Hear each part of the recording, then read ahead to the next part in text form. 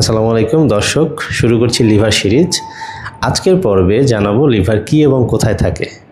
তো দর্শক, লিভার হচ্ছে আমাদের শরীরের যে অঙ্গগুলো রয়েছে ভিতরে, যে হার্ট, কিডনি, লাংস, এরকম ভিতরের যতগুলো ইন্টারনাল অর্গান রয়েছে তার মধ্যে সব থেকে বড় অঙ্গ হচ্ছে লিভার।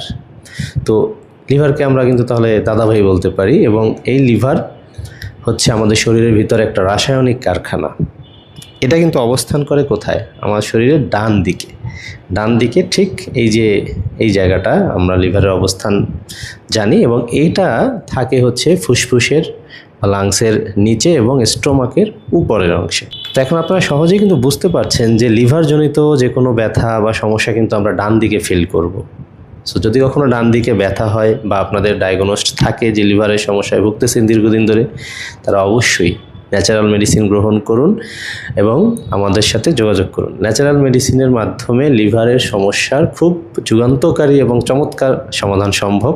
তো লিভার সিরিজের অন্যান্য ভিডিও দেখতে ফলো দিয়ে পাশে থাকুন এবং ভালো থাকবেন। বেঁচে থাকলে দেখা হবে। আল্লাহ হাফেজ।